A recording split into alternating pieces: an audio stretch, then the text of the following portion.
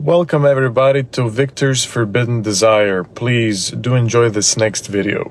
The storm hits without warning. 300 longhorns surge north in blind panic. Lightning splitting the Kansas sky wide open. Every man on the drive is screaming, horses bucking, chaos swallowing the night whole. And in the middle of it all, Cade Merritt sees Reuben Cass, the one man he has crossed every line for, directly in the path of a stampede he cannot outrun. One wrong move ends everything. Not just the drive, all of it. The creek, the silences, the thing neither of them has dared say out loud. Cade rides straight into the dark. No order given, no hesitation. Just a 19-year-old boy who has decided, without question, what he is willing to lose everything for. If you want to hear uncensored, too hot for YouTube stories, check out my Patreon in the description. Tell us where you are watching from and subscribe. The cattle drive had been pushing north for 11 days. When Cade Merritt rode into Dust Hollow with nothing but a bedroll, a cracked leather saddlebag, and a hunger so deep it had hollowed him clean through to his ribs. He was 19 years old that summer, and the West had not yet decided what it intended to do with him. The town itself was barely a town at all. A crooked row of sun-bleached buildings leaning against each other for support. A water trough green with algae. And a saloon whose sign had lost 2 of its letters to the wind sometime around the previous decade. But there was work. Word had traveled 3 counties that the Duskridge Cattle Company was hiring trail hands for the long push to Abilene, and Cade had followed that word the way a starving dog follows the scent of something warm. He tied his horse outside the saloon and went in. The interior smelled of tobacco and old sawdust, and the kind of whiskey that made men honest against their will. At the bar, a woman with iron-gray hair and sharp eyes like a hawk's looked him up and down without a word. He asked about the cattle drive. She pointed to the back of the room without looking away from the glass she was wiping, and Cade turned to find a table full of men whose hands told their whole life stories. Scarred, calloused, brown as saddle leather, every one of them. They were the kind of men who had been burned by the sun so many times the burning had become part of them. At the head of the table sat Reuben Cass. Cade noticed him before he noticed anyone else, and that was a fact he would carry with him the rest of his life. Reuben Cass was 34 years old, trail boss for the Duskridge Company, and he occupied the space around him the way a fire occupies a room. Not by force, but by a kind of natural authority that made everything else dim slightly by comparison. He was broad across the shoulders, with dark hair threaded at the temples, with the first suggestions of silver, and a jaw that looked as though it had been carved from the same red stone as the canyon walls outside. His eyes, when they finally lifted, to find Cade standing there in the middle of the saloon floor, were the particular shade of amber that made a man feel simultaneously seen and measured, and Cade felt the looking land somewhere below conscious thought, the way a stone lands in still water and sends its rings outward long after the impact. He said nothing for a long moment. Then he tilted his chin toward an empty chair, and Cade sat down. The other trail hands at the table were a varied collection of weathered souls. There was a gap-toothed man named Spur Holloway who laughed at everything, including things that were not funny. There was a quiet Tejano called Davio who seemed to communicate primarily through the angle of his hat brim. There was an older hand named Tuck Ferris who had been making this same cattle run for so many years he claimed he could navigate it in total darkness. And then there was Brick Sandoval, who sat with his arms folded and his hat pulled low and said nothing at all, only watching Cade the way a man watches a storm building on the horizon, trying to calculate whether it will pass or land directly on his head. Reuben asked Cade 3 questions. How long had he been riding? Whether he knew anything about cattle, and whether he was the kind of man who could follow an order without needing it, explained to him 3 times first. Cade answered honestly on all 3 counts. 4 years in the saddle, enough about cattle to be useful. And yes, he could follow an order. He had been following orders since he was old enough to understand that the alternative was a harder life than necessary. Reuben looked at him for another of those long, measuring silences and then said, "Fine. 50 cents a day, you sleep with the herd, and you do not touch anyone's gear without asking first. Those are my only rules, and I do not repeat them." Cade said yes, sir, and meant it.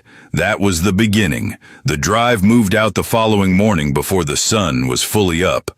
A long, dark river of cattle and men pouring north out of Dust Hollow in a haze of red dust. And the kind of noise that settles into your bones after enough days, until you stop hearing it consciously, and it simply becomes the rhythm of your blood. Cade rode drag at first, which was the position given to every new hand regardless of ability, because riding drag meant eating the dust kicked up by several hundred head of longhorn cattle and every other rider on the drive. And the thinking was that if a man could survive drag for a week without complaint, he was probably worth keeping around. Cade survived drag without complaint. On the 4th day, Spur Holloway pulled his horse alongside and said, with his gap-toothed grin, "Kid, you got more sand in you than this whole damn road," and that was the closest thing to a formal welcome the Duskridge crew was likely to offer. In those first days, Cade learned the particular geography of the drive, the way a man learns a new language, slowly at first, then all at once. He learned which cattle were trouble and which ones were steady. He learned that Davio's hat brim angled left meant slow down and angled right meant push. He learned that Tuck Ferris told the same 7 stories in a rotating cycle and that the stories were better the 3rd time around. He learned that Brick Sandoval was not unfriendly, only careful, and that careful men out here were often the ones who had paid for carelessness with something they could not get back. And he learned, in the slow incremental way that a man learns the things that matter most, the precise location of Reuben Cass at every hour of the day. This was not a thing Cade had intended. It was not a decision. It was more like the way a compass needle swings north without consulting the man holding the compass. An orientation built into the instrument itself, impossible to argue with, and absolutely reliable. Wherever Reuben Cass was, Cade's awareness found him. When Reuben rode the flank, Cade could feel the distance between them as if it were a physical thing, a cord pulled taut across the scrubland. When Reuben spoke, his voice cut through the noise of the herd the way nothing else did. When Reuben looked at him, and Reuben did look at him with that amber steady gaze that gave nothing away, Cade felt it land somewhere in his chest like an ember dropped onto dry grass. And he had to be careful, he had to be very careful, not to let the expression on his face tell the story his chest was already telling. Because men did not tell that story out here. Or if they did, they told it quietly, in places where nobody was watching, with the kind of caution that a man exercises when he is carrying something that could get him killed.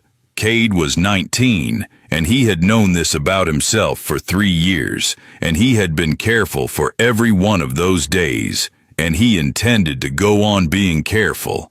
Because the alternative was not a story that ended well on a cattle trail in the middle of nowhere in 1872, among hard-edged men who had very particular opinions about the natural order of things. So he was careful when Reuben rode past him at sunset on the 7th day and said, without stopping, without even fully turning his head, "Good work today, Merritt," and rode on, leaving Cade sitting on his horse in the middle of a golden dust cloud with his heart beating so loud he was mildly concerned the cattle could hear it.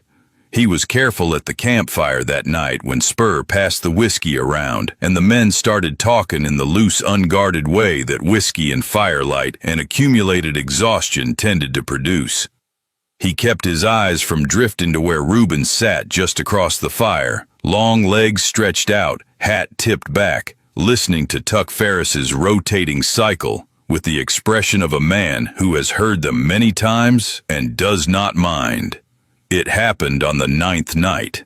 They had made camp on the bank of a shallow creek, and the cattle were settled and the stars were out in their full summer extravagance, and most of the hands had turned in. Cade could not sleep. He got up quietly and walked down to the creek and sat on a flat rock above the water and listened to it moving past in the dark. He heard footsteps before he registered them as footsteps. His hand went to the knife at his belt. Old instinct. And then the sound resolved itself into a silhouette that Cade could have identified at twice the distance in a full blackout. Reuben Cass stood at the edge of the water, 10 feet away, looking out at the creek in the way men look at moving water when they are thinking about something that has nothing to do with water. He did not look at Cade. He said quietly, "Can't sleep either." It was not a question. Cade said no. He started to stand and said, "Sorry, I didn't mean to be in your spot." And Reuben said, without urgency, "Sit down, Merritt. You're not in my spot." So Cade sat back down. They were quiet for a while. The creek moved. Somewhere back in the camp, one of the cattle lowed softly and was answered by another. The fire had burned down to coals. The stars were very loud in the way that stars are loud on clear nights in open country, too many of them and too bright, pressing down on the darkness. Reuben said, "Where are you from?" It was the first thing he had asked Cade that was not about the work, and because of that, it landed differently, the way a changed note lands in a familiar song. Cade said, "West Texas," said he had grown up on a small ranch that his father had run into the ground by the time Cade was 16, at which point the ground was all that was left of it, and Cade had left on a borrowed horse and kept riding. Reuben listened without offering sympathy, which Cade appreciated because he had not told the story to produce sympathy, but simply because it was true. Reuben said, "I'm from Georgia," and there was something in the way he said it that made it clear Georgia was behind him in a way that did not invite many questions. Instead, Cade said, "You been trail bossing long?" Reuben said 8 years, said it was not what he had planned to do with his life, but that the trail had a way of becoming your life before you noticed the change, and by the time you noticed, the trail was the only life that still fit. He said it without bitterness. He said it the way a man states a fact about the weather. They sat by the creek for another hour, talking in the easy, unhurried way of two people whose guard has come down to a manageable height. When they finally walked back to camp and Cade lay down in his bedroll, he stared at the stars for a long time before sleep came, and when it came, it was dreamless and deep and better than any sleep he had gotten in 9 days. It was on the 12th day that Brick Sandoval decided to make himself known. Cade had been moved up from drag to flank by then, a promotion Reuben had indicated not with words, but simply by telling him to ride left side that morning, which everyone understood to mean the trail boss had decided he was ready. At the noon stop, when the men took their brief rest in the thin shade of some scrub cedar, Brick came and sat beside Cade with a purposefulness that was too deliberate to be accidental. He said, "You ride well." Cade said, "Thank you." Brick said, "How old are you?" Cade said, 19. Brick said nothing for a moment. He was 30 or close to it, with a thick, dark mustache and a face that had absorbed a significant amount of weather. He looked at Cade with an expression that was difficult to read, not hostile, not warm, somewhere in the territory between the two. Then Brick said, real careful, like he was testing the weight of each word. Boys like you, coming up on a drive for the first time, sometimes they don't know what the rules are yet. Cade held his face steady. He said, "I know the rules." Brick looked at him for another moment, then smiled, slow and deliberate, and said, "Sure you do," and stood up and walked away. That was all. But the thing about a warning delivered so quietly is that it stays with you long after the words are gone, turning over in your mind while you work, while you eat, while you lie in your bedroll watching the stars. Cade could not tell if Brick had seen something in him and was warning him to hide it better, or if something else entirely was coming. That evening at the campfire, something had shifted in the air. He felt it before he could name it.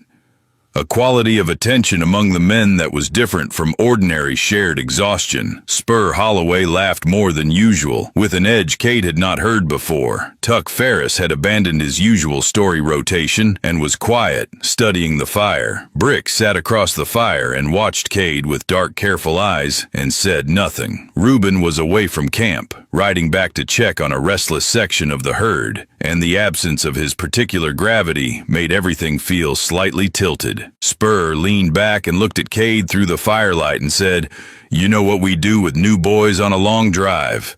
His voice was light. His voice was always light. Cade said no. Spur grinned. "We break 'em in proper," he said. "We can't have a new hand who doesn't know how things work on a Duskridge drive." The fire crackled. No one else said anything. Tuck Ferris continued to study the flames. Cade felt the tension in the air the way an animal feels a change in weather, in the skin, in the nerves, below the level of thought. He kept his face calm. His hand was not near his knife. That was intentional. He wanted to understand what was happening before he made any irreversible moves. He said, "Somebody going to tell me straight what this is about, or are we going to dance around it all night?" There was a pause. Spur laughed, and this time the laugh had more genuine appreciation in it. He said, "We'll pass you around until every cowboy at the campfire is satisfied. That's the initiation. New hand earns his place. You do for us, and we do for you, and after that, you're one of the crew." The words dropped into the air and sat there.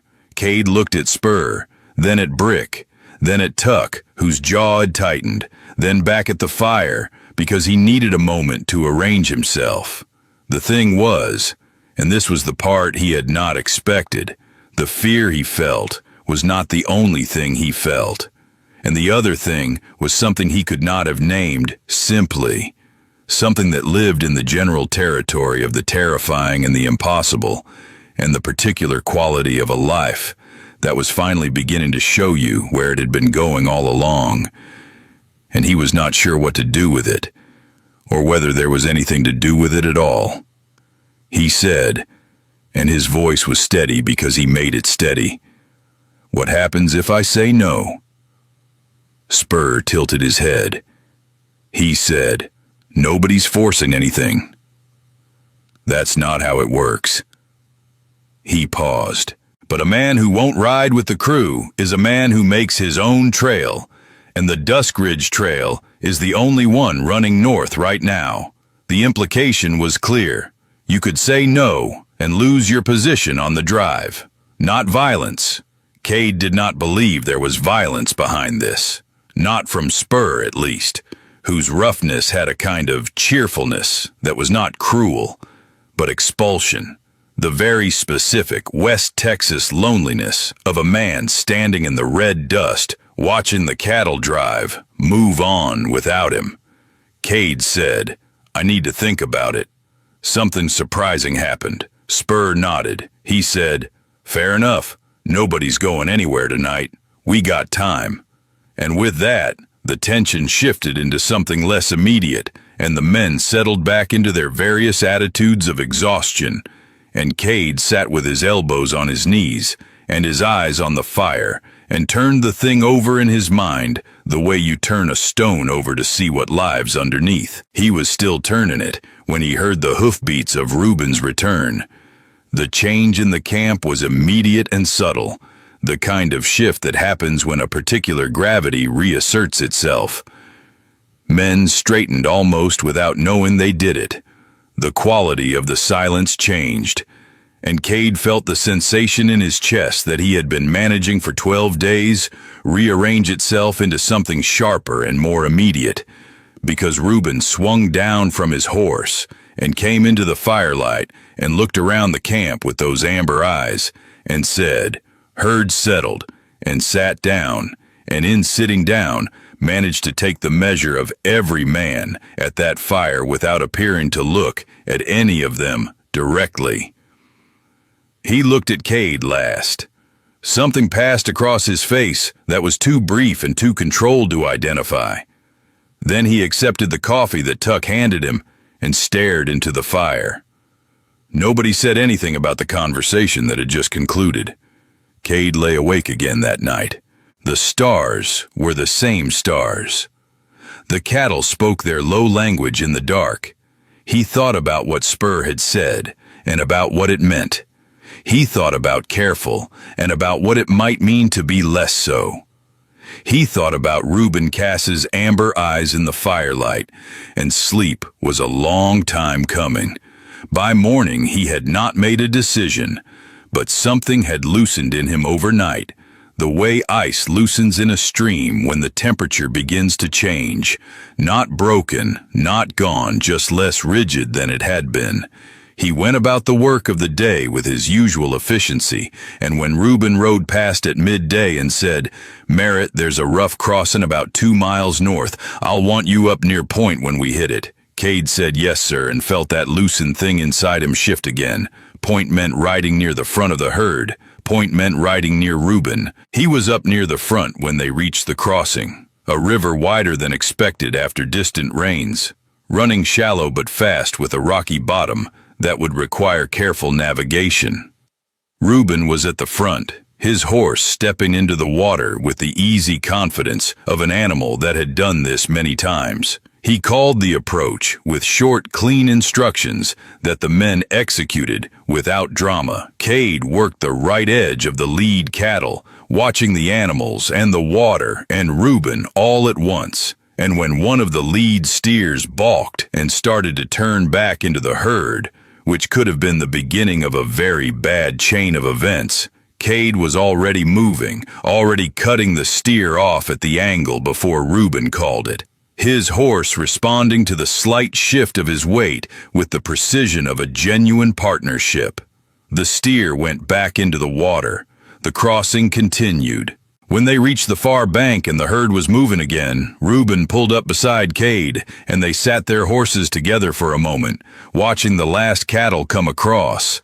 The water ran silver in the afternoon light. Reuben said, "Good read on that steer." Cade said, "I saw his ear." Reuben looked at him then. Cade did not look at Reuben. He watched the water. He could feel the look in the way you feel sunlight on the side of your face when you're standing in partial shade. Something in the quality of it was different from before, stripped of its official assessment, reduced to something more essential. Reuben said, "Where'd you learn to read cattle like that?" Cade said, "Same place I learned everything else, by making mistakes and paying for them and trying again." There was a pause. Then Reuben said, "That's the only school that sticks." And then he rode on, and Cade sat his horse on the riverbank for another moment, and the loosened thing inside him shifted in a direction he could not come back from easily. And he knew it, and he let it shift. That night was the 15th night. The camp settled as it always settled. The specific choreography of tired men and a dying fire, and the low, far conversation of cattle. Cade went through his usual preparations, and then sat by the fire in the deliberate way of a man who has not yet decided what he is waiting for. Spur was there, Brick was there, Tuck and Davio. Reuben was there too, across the fire, cleaning his revolver with the unhurried focus he brought to everything, breaking the gun down to its components and putting it back together in the dark by feel. Nobody brought up the previous night's conversation, but it sat in the air the way conversations do when they have been had and not resolved. Then Spur stretched his arms over his head and said, "So, Merritt, you had your thinking time. What's the answer?" The fire crackled. Reuben's hands stilled on the revolver. Just for a moment. Just long enough. Cade took a breath. He had spent the whole day on this. He had considered what he was, and what that had cost him in secrecy, and in the long accumulation of denying the most natural expressions of himself. He had considered the West, a place where the ordinary rules sometimes broke down into something rawer and more honest, where men lived too close together to maintain all the pretenses of settled life. He had considered most of all the specific gravity of a campfire at night and what it permitted. He said, "I'll answer with a question first." He looked at Spur. He said, "What does it mean, around here, after the campfire? Is it finished then, or is it something else?" Spur blinked. He said, "It's whatever it needs to be, I suppose. Out here things are simple. Men are men, and the cattle drive is long, and everyone goes their own way at the end." Cade nodded. He said, "Then here's my answer. Not tonight." He paused. "Not like that." He looked at Spur steadily. "I'm not a prize at a fair." The words were quiet, but they had weight. Spur looked at him for a long moment, and then something shifted in his gap-toothed face. Not offense, more like reassessment. He said, "Well, nobody said you were." Cade said, "Just making sure we understood each other." Then he stood up and said goodnight and walked away from the fire toward his bedroll. In the morning, Spur nodded at him across the camp with a look that had reorganized itself into something that might have been respect, or at least its first cousin. Brick said nothing but stopped watching him with that particular calculating expression. The drive moved on. On the 16th night, something else happened entirely. Reuben came to the creek. This time it was not accidental. Cade was sitting on his flat rock in the same approximate position, because apparently this was what he did when he could not sleep. And Reuben came and sat on a rock nearby and did not pretend he had come for any other reason. He sat down and looked at the water, and after a moment said, "I heard what you said last night. Not a prize at a fair."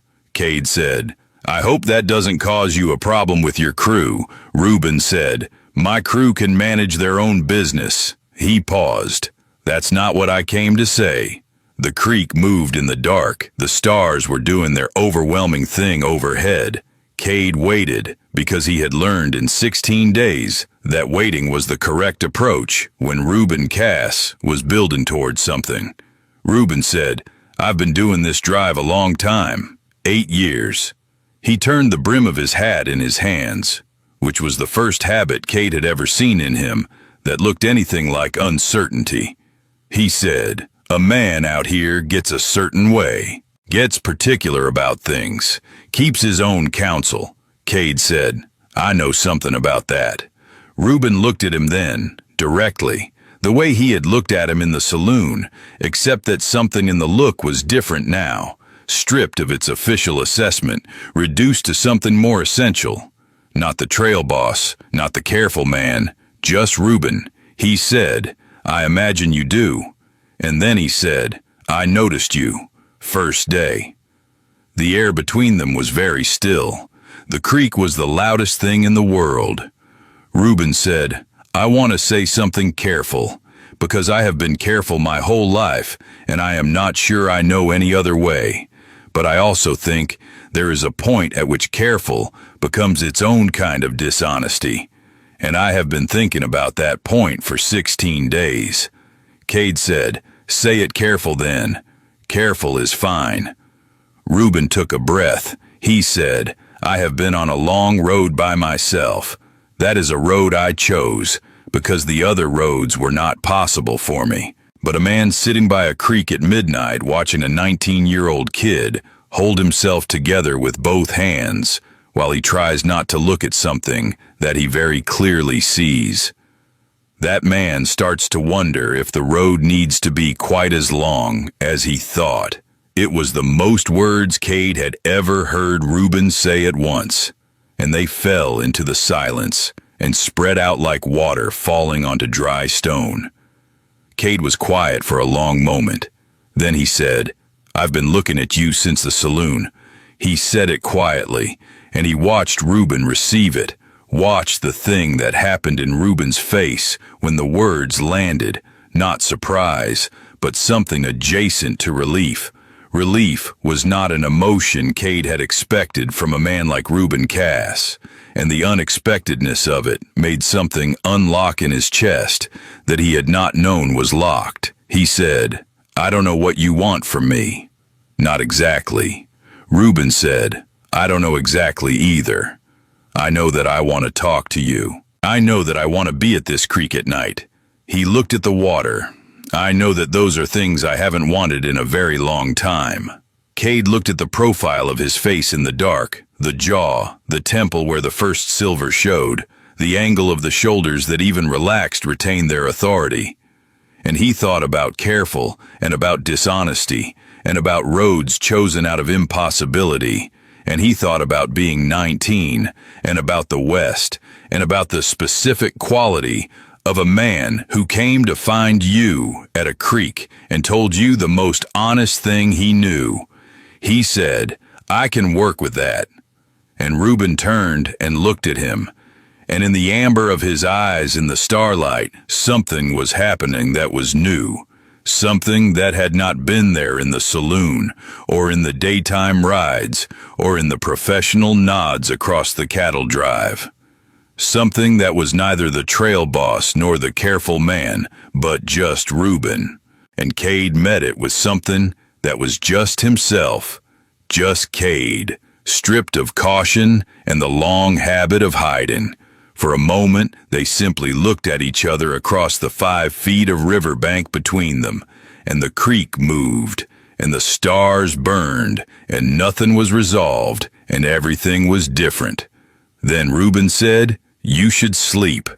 Cade laughed quietly, because it was such a Reuben thing to say at such a moment, and Reuben's mouth moved in something that was almost certainly a smile in the dark, and they walked back to camp. By the 17th day, something had shifted in the architecture of the drive. It was nothing visible. The cattle moved north. The men rode their positions. The work was the work. But between Reuben Cass and Cade Merritt, there was now a changed quality of space, a charged quiet that was different from the professional silence of trail boss and hired hand.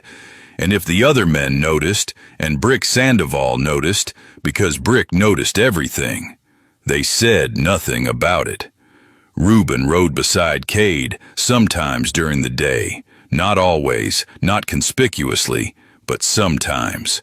And when he did, the conversation they had found at the creek continued in its careful way. 2 men telling each other the most honest things they knew in small amounts. The way you add wood to a fire that you do not want to burn out of control. Precisely and with attention. Reuben told him about Georgia, about a man there, years back. A man whose name he did not say, and Cade did not ask for. And what had happened when that was discovered, and how he had come west because the East had become impossible. The West at least offered the freedom of irrelevance. No one out here knew who you had been, only who you were in front of them right now, and who you were right now could be managed. Cade told him about West Texas, about knowing from the time he was 15, about the particular loneliness of knowing something about yourself that you cannot say to anyone, about the borrowed horse and the open road, and the way he had come to think of himself as a man on a permanent ride towards something he could not yet name.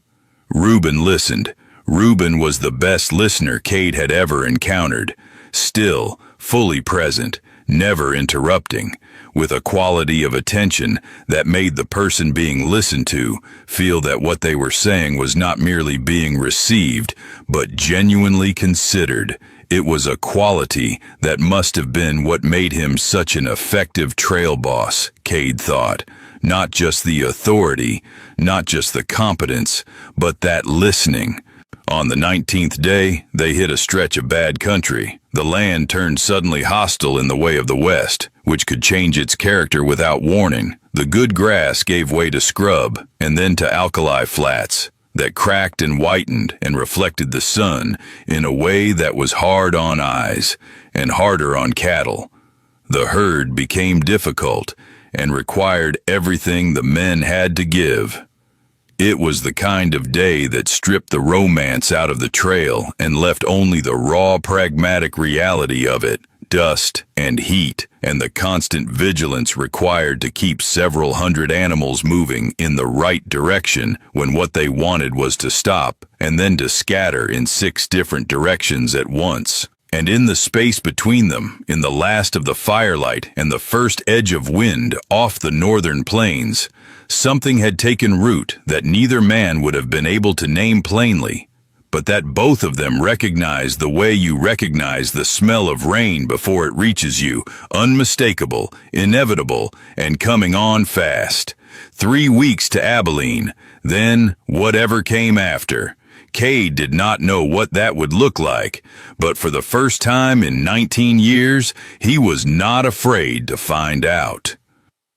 The 21st morning arrived the color of hammered copper, low clouds pressing down on the plains like a lid on something that wanted to boil over.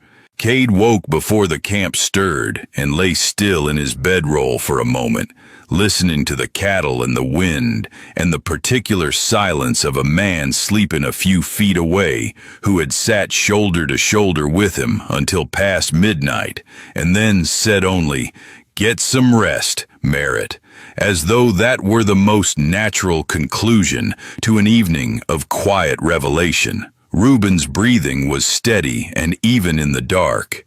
Cade stared at the clouds and thought about South. He thought about South the way a man thinks about a country he has never been to, but whose name has begun to mean something.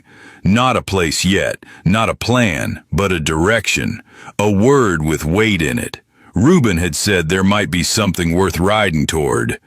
That was all. It was enough. It was, in the particular economy of men who had learned to say the true thing in the smallest possible parcel, more than enough. He got up when the first gray light made it reasonable to do so and saw to his horse and to the fire and started coffee.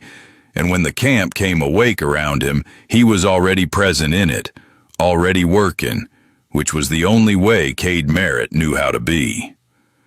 Reuben came to the fire last, as he usually did.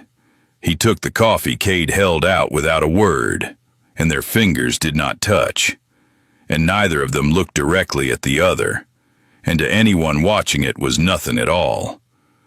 But Cade felt it all the same, the charged, ordinary nature of it, the way a simple cup of coffee could carry an entire night's conversation forward into the morning without a single word being said about it. Spur Holloway appeared at Cade's shoulder and said cheerfully, "You two are real quiet this morning." Cade said, "It's early." Spur said, "It's always early. That never stopped you from talking before." He grinned with the entirety of his gap-toothed face and moved away to tend to his horse, and Cade did not watch him go, because watching him go would have suggested he found the observation significant, which he did not, or which he was not going to allow himself to. The drive pushed on through the copper morning and into a day that was hard in a different way from the alkali flats. Not brutal, just relentless, the kind of long, steady effort that wore on a man more through accumulated hours than through any single sharp demand. The cattle were tired, and the men were tired, and the grass was sparse enough that the herd kept trying to spread wide in search of better grazing, which meant the flanks had to work twice as hard to hold the shape of the drive together. Cade worked the left flank with the focused efficiency that had by now become second nature to him, his body and his horse operating as a single instrument tuned to the frequency of the cattle. reading the small shifts and hesitations and impulses of the animals with the ease of something that had moved past conscious observation into instinct. He had not expected to be good at this. He had not expected a great many things that had turned out to be true. Around mid-morning, Reuben rode the flank to check the left side's progress, which was a normal thing for a trail boss to do, and he pulled his horse up alongside Cade's for a few minutes, and they moved together in the comfortable parallel of men who have found their working rhythm with each other, and Reuben said, "You're pushing them a little hard on the left." Cade said, "There's a soft spot in the ground about 60 yards ahead. If the lead cattle hit it at a run, they'll bunch." Reuben looked forward, scanning. Then he said, "I don't see it." Cade said, "The grass color changes. See where it goes more yellow, about 100 yards out? Ground's wet underneath, probably a spring." There was a pause. Then Reuben said, "Hold the pace here until I redirect the leaders." He rode forward without hurry, and Cade watched him go. And 40 minutes later, when the herd had been steered around the soft ground without incident, Reuben came back alongside and said nothing at all, which from Reuben was a specific kind of acknowledgement, and Cade had learned to receive it as such. That afternoon brought clouds that meant what they said about rain. The western sky went the particular shade of greenish-gray that meant a storm with some violence in it, and the cattle knew it before the men did. The herd going restless and bunchy, heads lifting, nostrils working the changed air. Reuben called the pace up. He wanted to make the tree line before the rain hit. They did not make the tree line before the rain hit. It came in from the west like a wall moving across the plain, a solid gray curtain that swallowed everything it touched and advanced at the speed of a running horse. The first drops were fat and cold, and the men barely had time to pull their hats down before it was upon them. Lightning walked on the horizon, and the cattle panicked. Not a full stampede, not quite. But the edges of the herd surged, and the leaders bolted north, and Cade was already moving before any order was given, his horse going hard to the right flank, where 300 head of longhorn were deciding that north was the only acceptable direction, and that walls of men and horses were merely suggestions.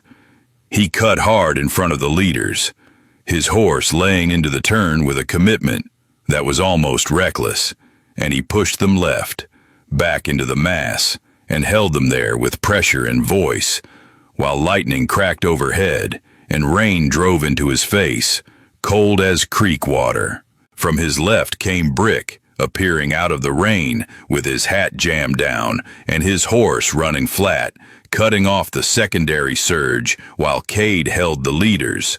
From the far right, through the curtain of rain, he could hear Reuben's voice, not shouting, never shouting, but loud enough to carry over the storm in the particular tone that cattle responded to, the way they responded to almost nothing else. Low, certain, utterly without fear. It took 20 minutes. It felt like an hour. When the herd finally settled into its bunched, anxious mass and stood shuddering in the rain, and the lightning had moved east enough to lose its immediacy, and the men sat their horses in the gray downpour catching their own breath, Brick Sandoval rode up beside Cade and said, without preamble, "Good riding." Cade said, "Thank you." Brick said, "I mean it. I've seen trail hands with 10 years on 'em do worse in a storm break." Then he rode on, which was the Brick Sandoval version of a speech. They made camp in the rain under the edge of the tree line they had been racing for, which they reached 40 minutes after they no longer needed it, which was the West's particular sense of humor. The fire was difficult, and Tuck Ferris produced it through a combination of experience and stubbornness that bordered on the philosophical.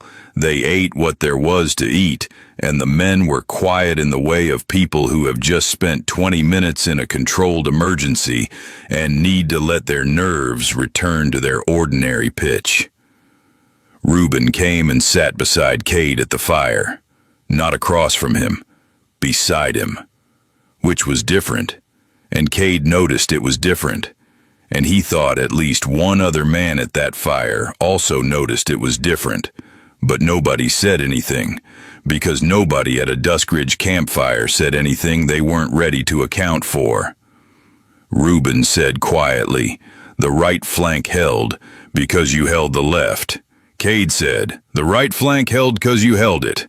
There was a brief silence that had a quality to it. Two men not quite arguing about who deserved the credit for something, which was its own kind of intimacy. Then Reuben said, "You read that ground this morning."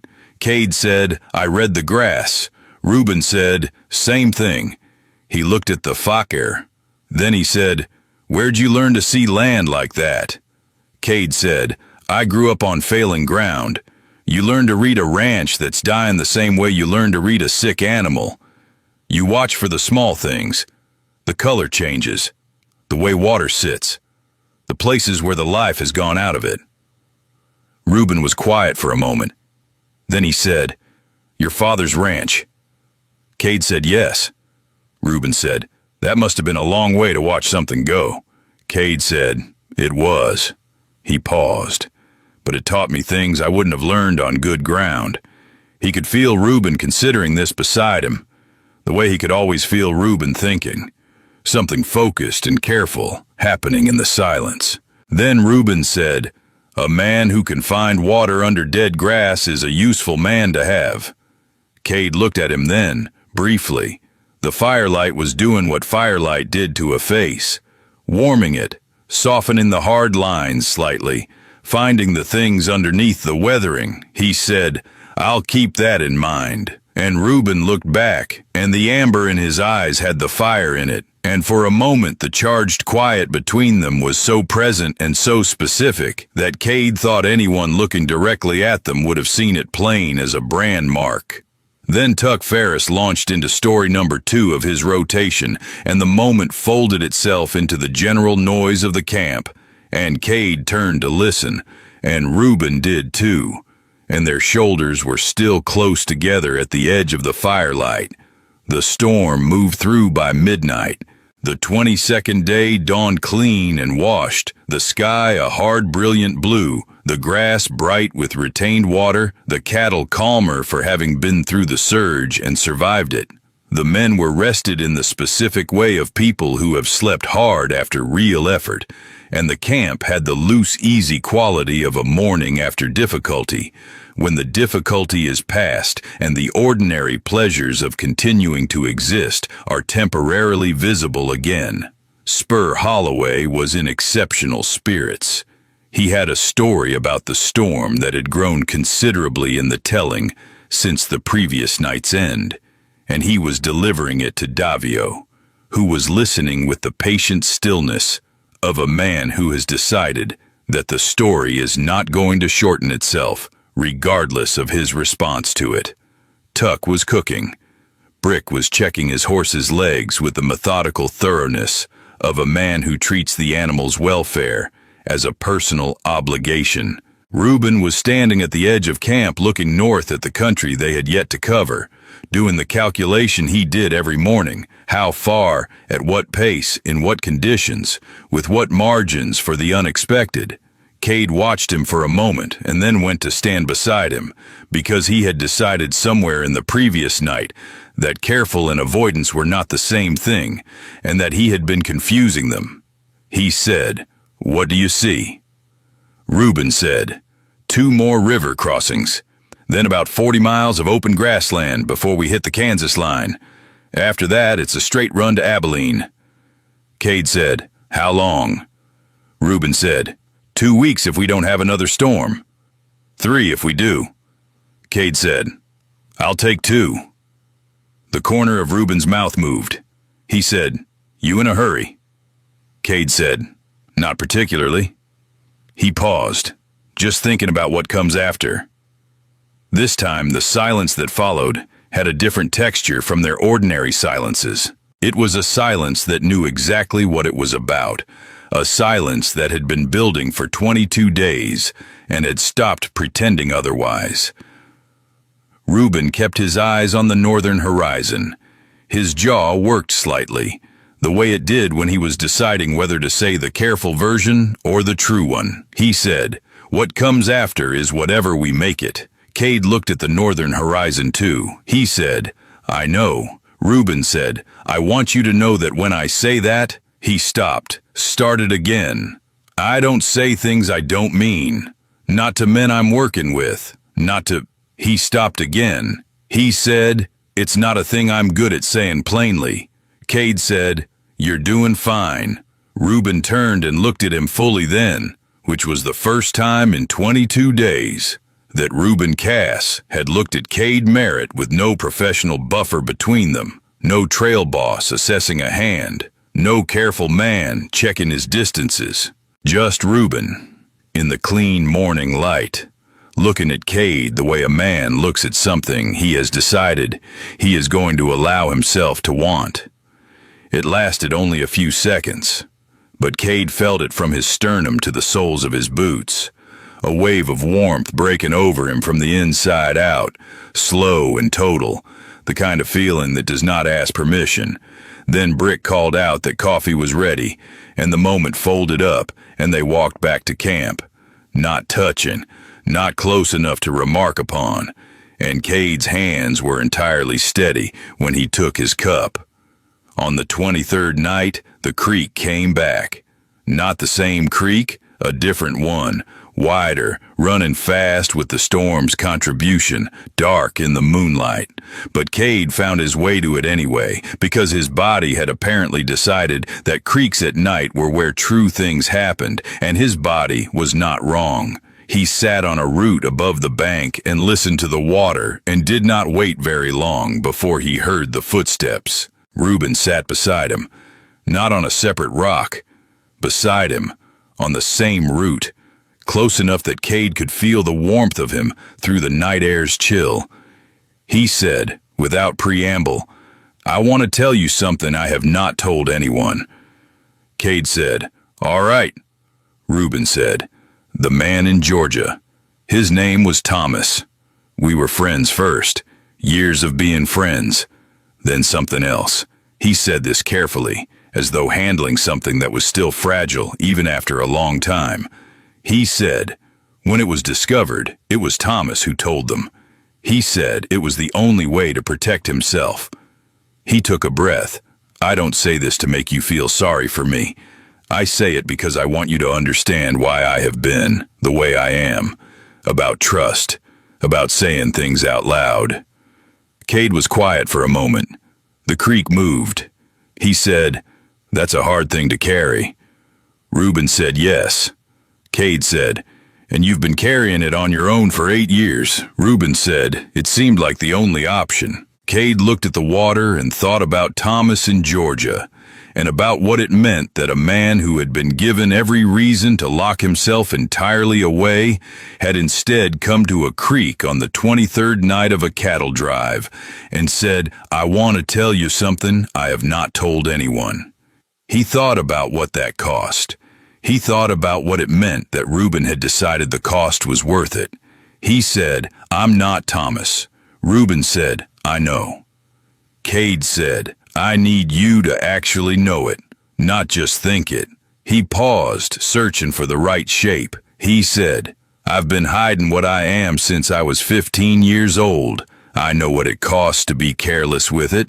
I'm not going to be careless with you." The creek ran. A nightbird called somewhere in the tree line and was answered by silence. Reuben said after a long moment, "I believe you." Cade said, "Good." Then Reuben did something he had not done before. He reached across the few inches of root between them and placed his hand over Cade's where it rested against the bark. Not grasping, not urgent, simply placing it there, palm down, the way you place your hand on something to feel, whether it's warm or cold, whether it's solid or not. His hand was large and calloused and warm, and it rested on Cade's with a weight that felt like every careful word he had ever not said out loud, finally finding a way to be said. Cade turned his hand over beneath Reuben's, slowly, let their fingers find each other in the dark. the natural interlacing of two things that have been moving toward each other long enough that the movement finally becomes a rival. They sat that way for a long time. The creek moved, the stars burned, nobody came. The cattle breathed their low language in the distance, and the night was very large and very quiet around the two of them. And Cade felt the loosened thing inside him finally, completely settle. He did not feel afraid. He felt the way the land had felt that morning after the storm. Washed clean, bright, with all the colors showing that the dust had been covering. Eventually Reuben said, "We should sleep." Cade said, "In a minute." And Reuben did not argue, which was its own kind of answer. They sat until the moon moved perceptibly, and then they walked back to camp in the same not-touching way they always walked. And Cade lay down in his bedroll and looked at the stars and thought about Georgia and Thomas, and 8 years on a long road, and about what it meant to be the person someone came to at a creek when the road had gone on long enough. He thought about Reuben's hand, the weight of it, the particular warmth of a palm that had been doing hard work all its life and was finally resting on something it chose to rest on. He thought about that for a long time before sleep came. And when it came, it was warm and deep and full of something that might have been, if he had been willing to name it, the first serious happiness of his adult life. The next several days passed in the way that days on a cattle drive pass when something has shifted in the air. The work the same, the landscape changing by slow degrees as the Kansas border approached, but everything layered now with an awareness that had not been there before. Cade and Reuben did not alter their visible behavior. The trail boss and the hired hand rode the same positions, gave and received the same professional exchanges, sat at the same campfire with the same men, but beneath all of that ran something steady and warm and present, like a river running underground, invisible from above, utterly shaping the country it moved through. The creek became a nightly thing. Not always long, sometimes only a few minutes, the two of them sitting above the water while the camp slept. But consistently there, consistently real, a space carved out of the long days where the careful men they were in front of the world could be briefly, simply themselves. They talked. This was perhaps the thing Cade had not anticipated, the degree to which talking was its own form of closeness, its own specific intimacy. They talked about the country they were riding through and about the country they had come from, about what a man did with himself after a cattle drive ended and before the next one began, about horses, which Reuben knew more about than anyone Cade had encountered, with the kind of deep, detailed knowledge that only came from years of paying close attention, about the nature of the West, which they had both come to for the same reason, the freedom of irrelevance, the chance to be nobody's history, and which had given them both more and less than they had expected. One night Reuben said, "What did you think you would do with your life before you knew what you were?" Cade said, "I thought I'd run the ranch, after my father." Reuben said, "And when the ranch was gone?" Cade said, "I stopped thinking about the future for a while." He paused. It felt easier not to plan things. Plans assumed you had a particular kind of life available to you, and I wasn't sure I did. Reuben said, "I know that feeling." Cade said, "And now?" He looked at Reuben. "What do you think about the future now?" Reuben looked at the water for a long moment. He said, "I think about it differently than I did a month ago." Cade said, "What changed?" Reuben said, "You asked me that knowing the answer." Cade said, "I wanted to hear you say it." There was a pause, and then something happened in Reuben's face that Cade had not seen before. A softening, not of weakness, but of the opposite. The way a man's face changes when he has finally stopped fighting something, and the ceasing of the fight releases rather than defeats him. He said, a 19-year-old kid from West Texas with a gift for reading dying ground. That's what changed. Cade said nothing, but he moved the small distance between them on the rock they had taken to Sharon, and Reuben's shoulder came to meet his, and they sat in that simple contact and watched the water. And the night was very warm for the plains in July, or perhaps the warmth was not coming from the night. It was on the 28th day that Spur Holloway said the thing he had clearly been building toward for some time.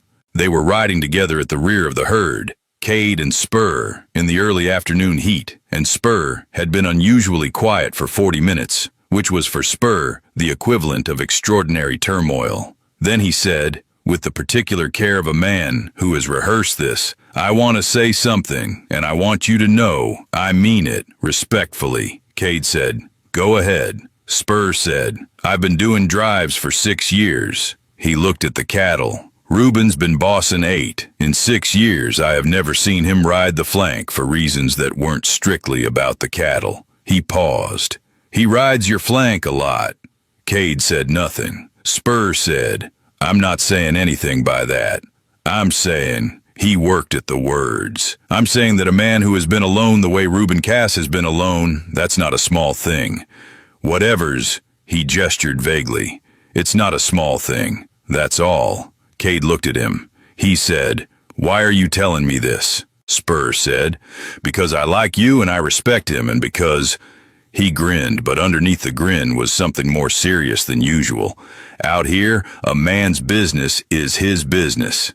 But if a thing is good for 2 people, it'd be a shame to let it go sideways for lack of someone saying so. Cade held his gaze for a moment. Then he said, I hear you. Spur nodded. Exactly, he said. Then he launched into a story about a mule, and they rode the rest of the afternoon without further acknowledgement of what had just been said, which was the correct way to handle it. That night at the creek, Cade told Reuben what Spur had said. Reuben was quiet for a long moment. Then he said, Holloway misses nothing. Cade said, he meant it kindly. Reuben said, I know. He was quiet again. He said, does it worry you that people see? Cade said, I've thought about it. He paused. I think out here they're seeing and they're saying, and most men know the difference. Spur knows it. Brick definitely knows it.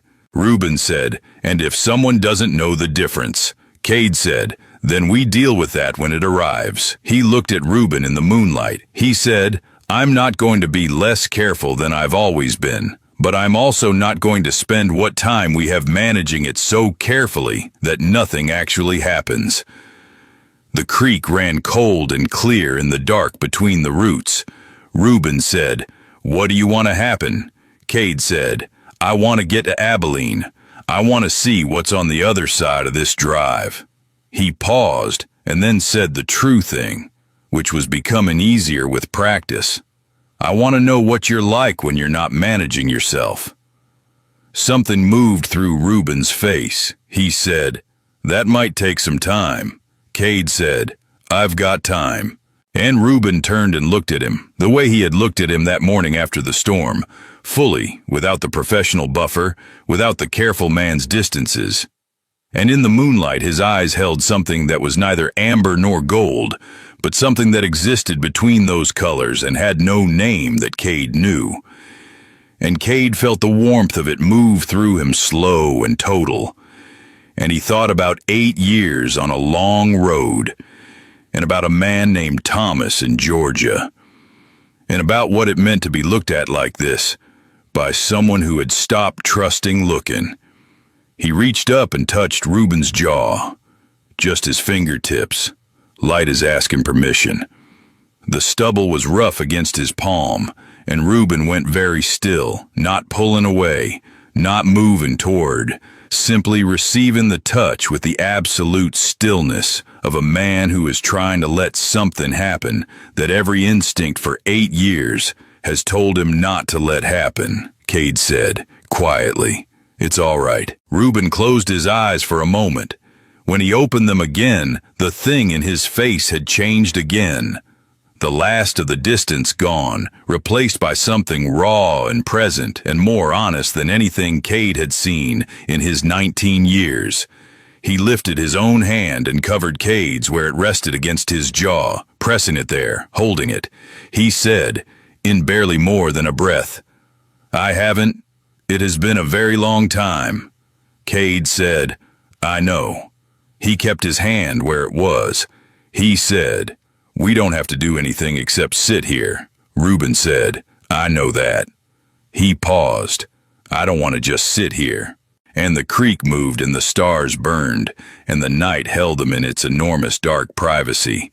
Two careful men at the edge of something they had both been riding toward for a long time, without knowing the name of the destination. And when Reuben leaned forward, it was with the slowness of a man who has made a considered decision and is at peace with it. And when Cade met him, it was with the certainty of someone who has been waiting not with impatience, but with the deep readiness of a thing that has known, without being told, exactly when it would be time. It was brief. It was gentle.